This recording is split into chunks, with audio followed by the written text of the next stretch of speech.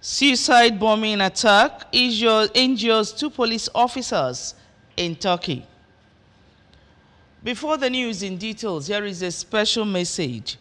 Governor Chukwuma Soludo has come for a total turnaround maintenance of the Anambra State economy and promotion of core Igbo values.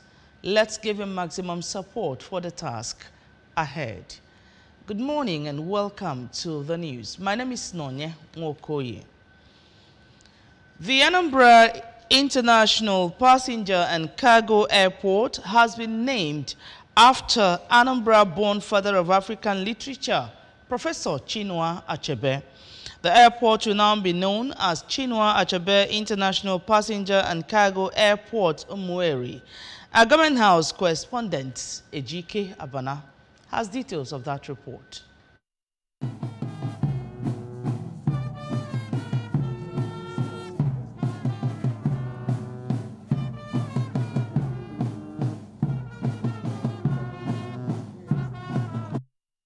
Governor Chukwuma Soludo made the announcement at Nigeria's 63rd Independence Anniversary celebration held at Dr. Alex Ekwueme Square, Awka. Governor Soludo said that the renaming follows his administration's deliberate effort to recognize the efforts of Nigeria's past heroes. He explained that legacy is about impact of human life and civilization, describing Chinua Achebe as an African and global hero who has not been immortalized at home since his demise, while explaining that the renaming of the airport after the literary icon followed wide consultations. While commending Nigeria's heroes past, Governor Soludo said that the celebration of the independence anniversary offers an opportunity for deep reflection to chart a new course towards the future, identifying patriotism, selfless service, among others, as some of the attributes of most of Nigeria's heroes past. The governor noted that federal and various state governments have tried to immortalize the heroes, expressing his administration's strong commitment to reclaiming the soul of the society by celebrating the values of the founders of the country. He paid glowing tribute to all the founding fathers who demonstrated nationalism, adding that though there are squandered opportunities, the future holds great potential. The governor stated that the new administration of President Bola Tinubu is faced with a lot of challenges and called for patience. About 109 years ago, this country, Nigeria, was stitched together by the United Kingdom under Lord Lugard. Some 63 years today, we gained independence. Since then, our journey to nationhood has been a checkered one. No country or nation is a perfect one. Every nation continues to struggle in its march to a more perfect union. Today is a day of deep reflection on our journey so far and to refine our gaze onto the future. But that future may indeed benefit immensely from the lessons from our heroes past. Their patriotism, nationalism, selfless service, vision and actions to build a great nation. Today, I want to specially pay my tributes to all our heroes past. May their labor never be in vain. We will never forget, and we will never celebrate them enough.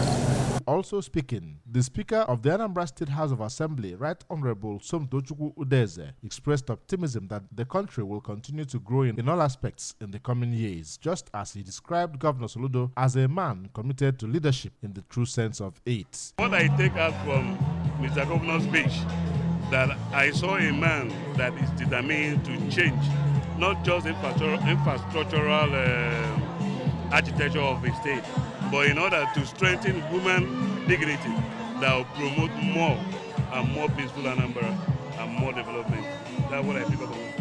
And I encourage Mr. Governor not to relent to pursue his dream for our state. Chief Judge of Anambra State, Justice Onochie Anyachebelo, members of the State Executive Council, the State Assembly, service commanders, traditional rulers, among others, attended the event. Earlier, the governor inspected the parade mounted by the Nigeria Police. The event featured calisthenics and march past by select schools in the state. From Dr. Alex Ekwueme Square, Awka, Ejike Abana, ABS News. Governor Chukwuma Soludo of Anambra State has expressed strong confidence in the ability of southeastern Nigeria to assemble their wealth of ideas and resources to pull the region back to its old glory. The governor, who stated this during this year's Igbo Day, brought together by Ohaneze Ndibo worldwide, emphasized that it is achievable using the force of unity. We have details of the report. The event, which was held at Michael Opera Square, Enugu, had the theme Igbo Kunye. The governor, who revealed that the Southeast governors are strongly behind the Apex Igbo organization under Senator Emmanuel Iwanyanwu, called on Igbo, irrespective of political affiliations, to rally around the leadership to advance the region. The governor recalled the glory days of the region during the days of the likes of Dr. Nnamdi Azikiwe, Dr. Michael Opara, Chief Chukwuemeka Odumegwu, Akano Ibiam, among others, tasking Ohaneze Ndibo on leading the way towards developing a comprehensive, progressive roadmap for the region that has the potential to usher in a new lease of life into the region. While appreciating Ohaneze for the gathering, Governor Soludo admonished Ndibo to remain optimistic of a brighter future in the areas of security and other sectors, which he explained will continue to improve with time. The Southeast, I need a long-term perspective plan. I will coincidentally, Ohaneze, you have a role to play. With the help of Ohaneze, with the help of our professionals, and your relationship, For the Enugu State Governor, Peter Mba, the Igbo cultural heritage should be preserved as a way of maintaining the Igbo identity, stressing that it has the capacity of becoming a revenue earner if well harnessed.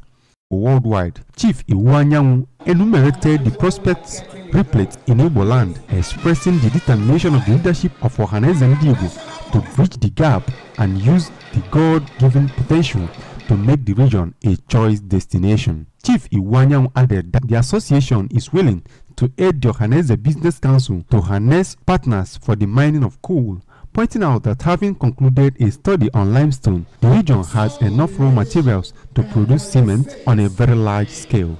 I want to let you know that today, Igbos will, for the first time, honor their heroes, men and women who made sacrifices to raise our name to a very high point. Within the next 1 year or two, there will be a world headquarters of our Igbo here in Enugu. The event, which witnessed cultural displays, attracted notable sons and daughters of Igbo extraction from all walks of life.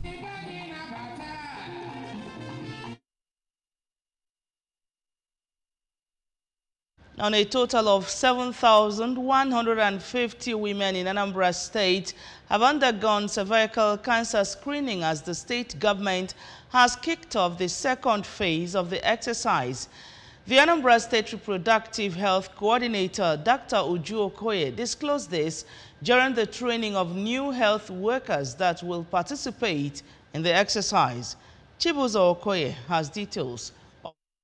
To Dr. Okoye, last year, the wife of the governor of Anambra State, Mrs. Nonye Soludo, who is a cervical cancer champion, facilitated the free screening and treatment of women in the state with a target of 5,000, and that within 6 months, they had screened 7,150 women, with 121 of them as cervical cancer suspects and are currently undergoing treatments. She noted that as a result of the success of the first phase of the exercise, Governor Chukwuma Soludo approved for the second phase in order to capture more women and thereby expanding their screening facilities from initial 25 to 45, which necessitated the training of the health workers in the new facilities for them to be equipped with all they need to know about the disease for a seamless job to be done. You know, last year, the First Lady, who is the cervical cancer champion, introduced the cervical cancer screening and treatment in the state for a period of 6 months. We had a target of 5,000. So in the first phase, we were able to screen 7,150 women. We're still looking at another 5,000, screening another 5,000. even though we reached beyond our target, where we've charged them to screen another 5,000 women in this second phase. And from what I'm seeing, they are equal to that tax. Dr. Chinedu Agu from the Federal Medical Center Onitsha, who is the trainer, made it clear that cervical cancer could be genetic and that there are other things that can predispose a woman to having the disease, like early intercourse as well as early bearing of children, among others. Dr. Agu, who noted that the major infection that causes the disease is human papillomavirus HPV, which he said is sexually transmitted, revealed that the virus can be stopped through vaccination of young girls, which he confirmed is currently ongoing. It's actually a good one because what we want is to see that there is reduced maternal mortality coming from cervical cancer. And for us to do that, we have to start from the beginning, which is screening our women to be sure they don't have it. Once they're screening, they are treating, so that we don't lose some of these women. After screening, you tell them to come back for treatment, they don't come. What we're doing here is screen and treat, which is a very laudable program from the Ministry of Health. One of the participants, Mrs. Loretta Olisa, from Primary Healthcare Center Oba 2 in Idemili South local government area, said that what she has learned from the training has properly positioned her to discharge her duties effectively and efficiently.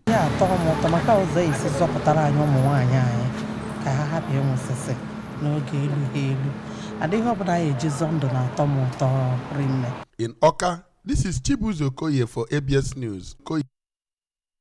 Vice Chairman of Oxfordshire Shelwell District Council, Dr. Chukwudi Okeke, has embarked on a journey of love and commitment as he tied a knot with his beloved Dr. Sandra Izebekai.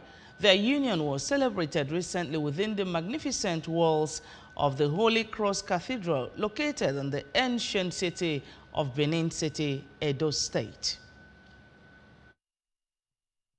The Holy Cross Cathedral bore witness to the culmination of their love as family, friends, and well-wishers gathered to celebrate their union. Draped in elegance, the couple exchanged vows that spoke of a shared journey filled with love, respect, and mutual admiration. According to the groom, who hails from Amokbala community in Orumba North local government area of Anambra State, their love tale began on distant shores as destiny orchestrated their meeting in the United Kingdom. He explained that his wife, Dr. Sandra Izebekai, a native of Akeivu in Owan East local government area of Edo State, is a medical doctor who had ventured across borders to pursue her career, and it was in the heart of the UK that their path converged, igniting a flame that culminated the union. According to the couple, their love story reached a significant milestone earlier this year when the groom proposed to the bride at Ively Lock, a place steeped in the rich history of Oxford. Speaking to the press, Dr. Okeke and Dr. Izebekai said their union not only signifies a bond of love but also a partnership in their respective careers and their commitment to serving their community. Emmanuel Chibata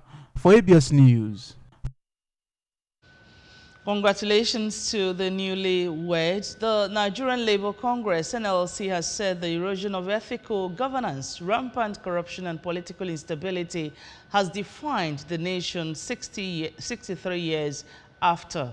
It regretted that the decades have been marked by a series of missteps, mismanagement and missed opportunities in a message titled Nigeria, the Travails of a Mismanaged Giant, to mark the nation's 63rd independence anniversary. NLC President Joe Ajaero said that instead of the country harnessing its potential for the collective good, the leaders were only concerned of citizens. On the national scene, 2 police officers have been injured in a suicide bombing attack in front of the Interior Ministry in the Turkish capital, Ankara, according to the country's interior minister.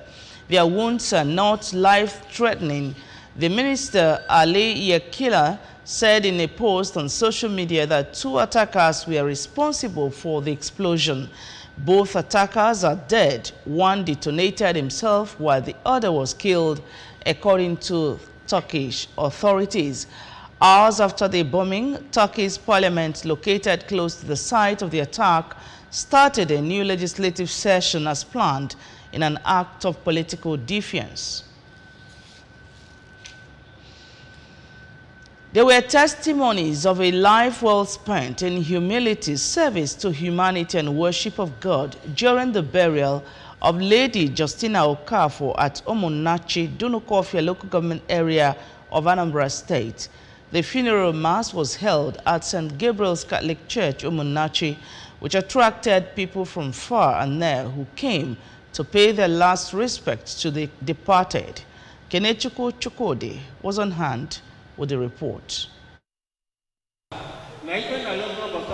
In a homily, one of the presiding priests, Reverend Father Gabriel Anochilonye, thanked God for the life of Lady Justina, noting that though death is painful, Christians has been admonished to give thanks in all situations.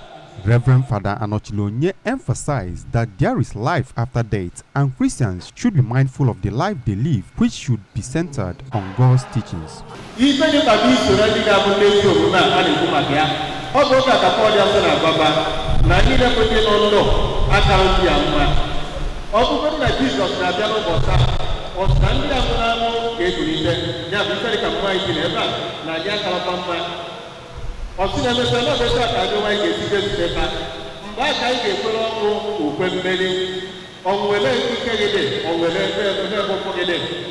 The eldest son of the deceased, Sir Sonny Okafor, described his late mother as a tireless giver who was always eager to render service to others, especially the less privileged and widows, and was strongly rooted in God through her faith.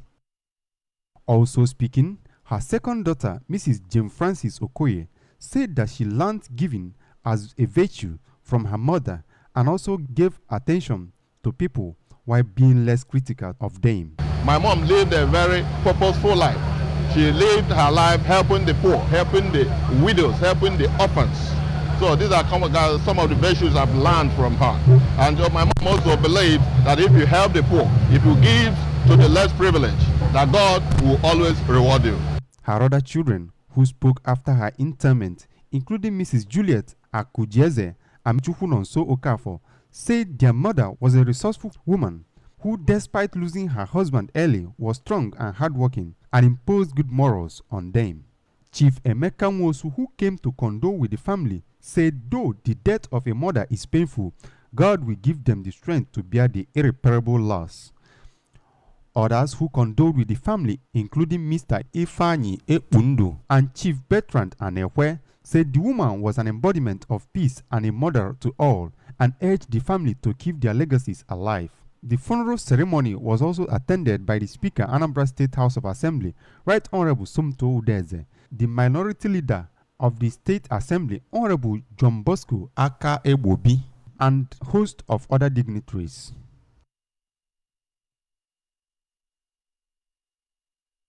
Our condolences to the bereaved family. Now on sports news, Anambra State contingent to the 7th edition of the National Youth Games finished 8th on the final medals table with 7 gold, 6 silver and 9 bronze medals, while Delta scooped 51 gold, 34 silver and 31 bronze medals to win the 7th NYG back-to-back.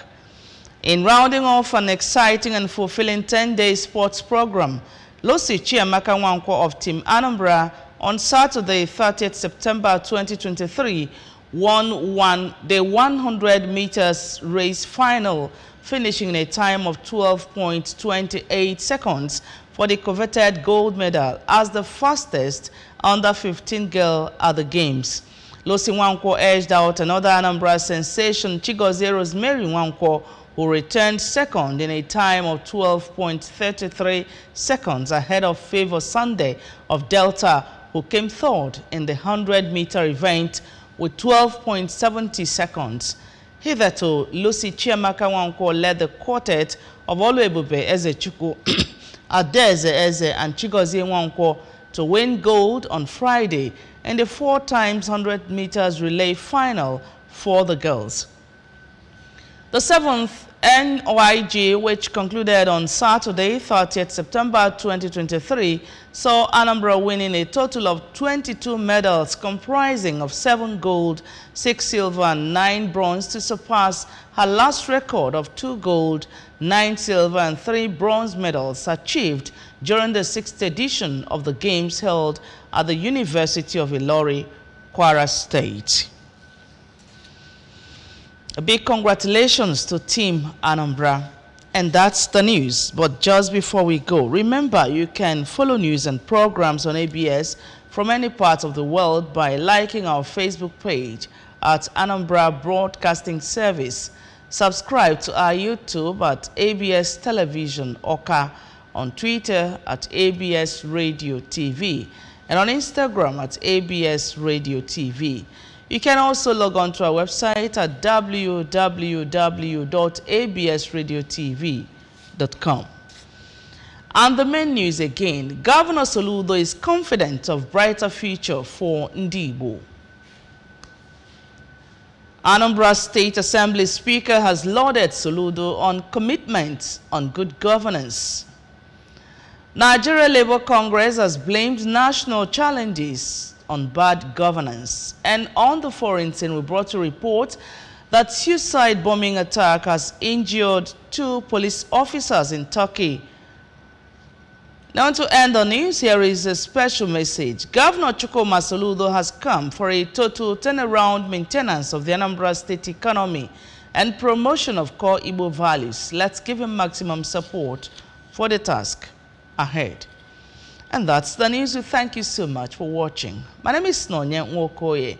Good morning and have a great day.